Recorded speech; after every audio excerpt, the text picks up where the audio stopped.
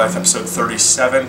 A few quick announcements. I ordered a new backdrop for the show, which is not here. It hasn't arrived yet, so white wall is not the background I chose. It's actually a frame of the logo of the show, which will make this look more like a high-rent, high-end public access show versus a crappy YouTube show. So look forward to that. I'm investing in making this the absolutely best 80 viewed per week show on the internet.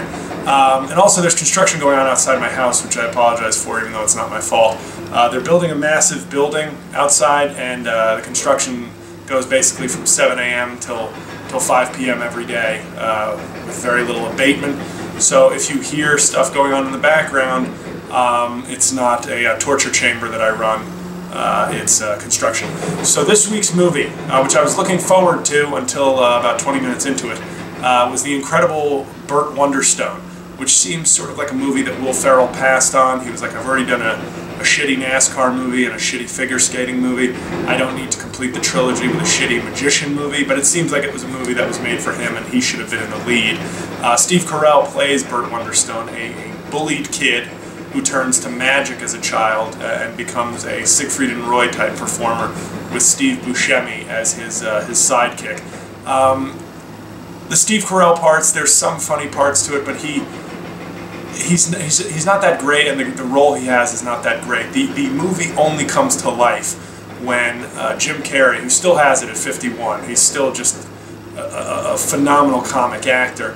He plays the Chris Angel, David Blaine type magician, whose magic is more like a little bit of magic and a lot of stunt work and danger.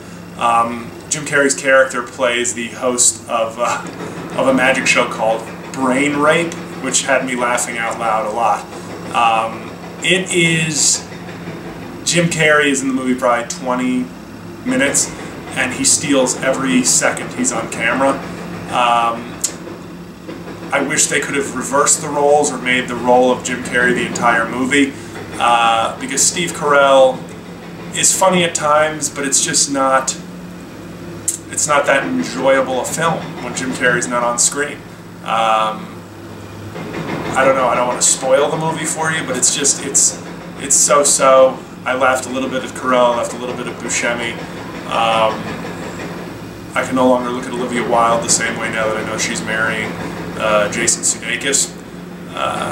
But Jim Carrey has still got it, and they've got to get him more roles, because he's been doing this stuff for 20 plus years, and he's still one of the funniest dudes on camera.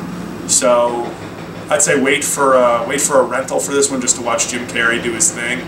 I'd give the movie a C-, and it would be a D- without Jim Carrey. So that's it. That's the review for this week. So don't go to a movie this week. Read a book. Catch up on Downton Abbey or Game of Thrones. Do something better with your time. Next week's movie will be Admission, the Tina Fey Paul Rudd movie, where Tina Fey plays a quirky smart lady and Paul Rudd plays a sarcastic, wisecracking everyman, I think. That's just a guess. So thanks for tuning in. Please subscribe to the channel. I'll talk to you next week. Wanna get the feeling, gotta get the feeling, gonna get the feeling once again. Wanna get the feeling, gotta get the feeling, gonna get the feeling once again.